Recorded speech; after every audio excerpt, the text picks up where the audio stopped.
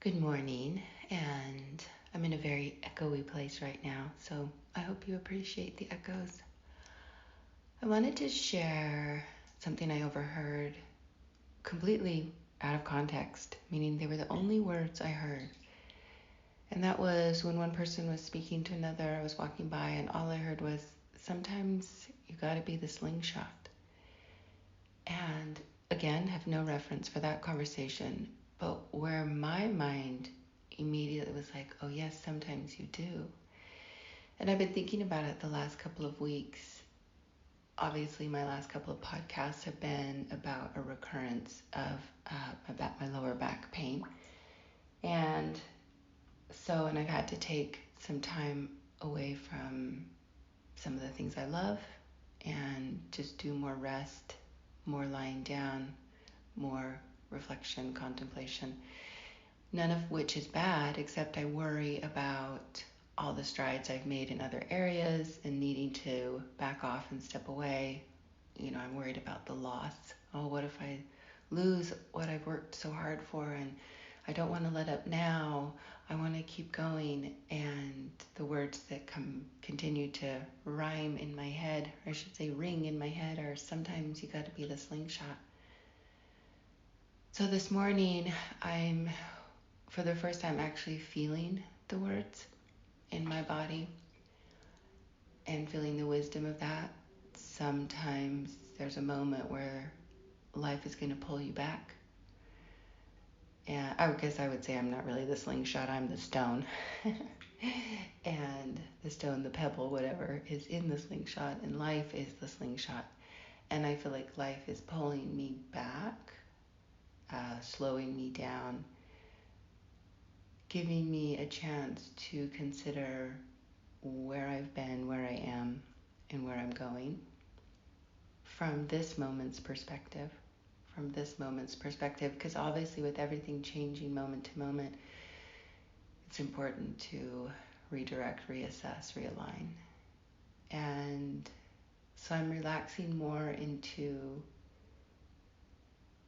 this feeling of sort of falling backwards, stepping backward, being pulled backward into, because what's come up for me in the last, I guess, 4 or 5 days since I hurt my back is a lot of stuff in the past, stuff that I was able to navigate and negotiate, such fabulous, clever words, but obviously not things I completely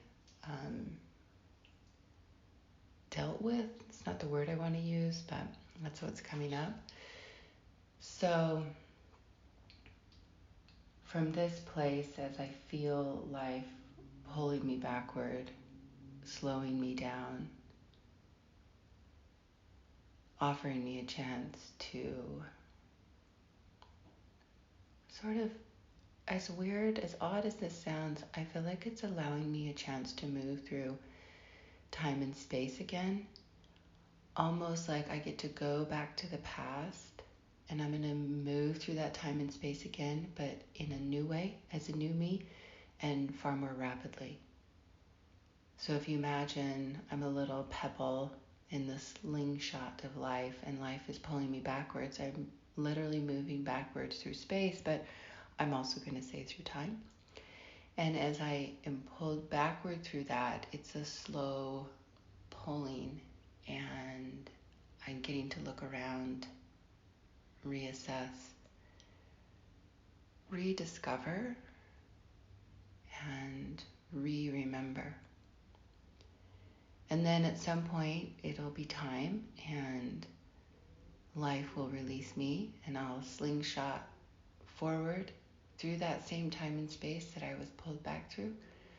Will happen quite rapidly, and it's almost like I'll meet up where I was before and move forward again in a more whole. No, that's not even, so a whole works, but I really want to think about the sort of the meeting of the pebble that rests in time and space while the other pebble is pulled back.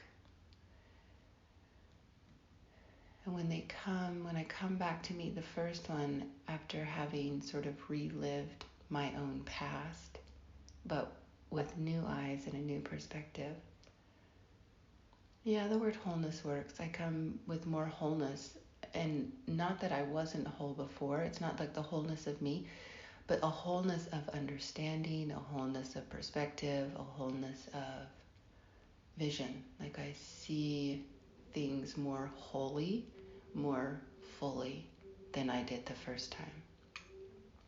So, slowing down this morning,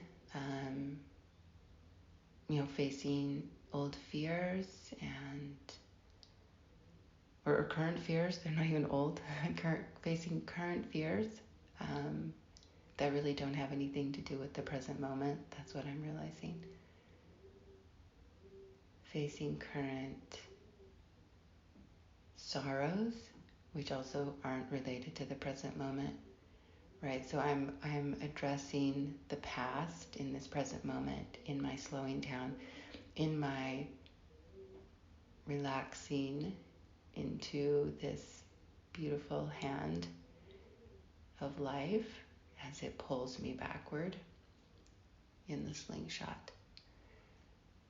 So sometimes you gotta be the slingshot, and you gotta sort of fall backward, be pulled backward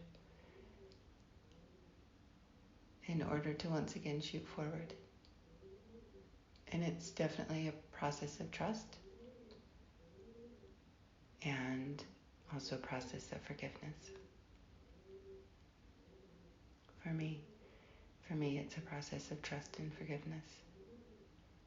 And as I said, those two words are becoming completely new energies for me, completely new experiences for me, as they are continually flowing and falling, like I spoke of in my last podcast as the waterfall. So, I don't know if you can hear the doves outside. I have doves that live right out my window, and they just coo and coo and coo. It's such a fabulous, my little doves. So, I hope you can. I'm not sure if it picked it up, but I paused so you could try to hear it. So I hope you all have a dove cooing day. Bye-bye.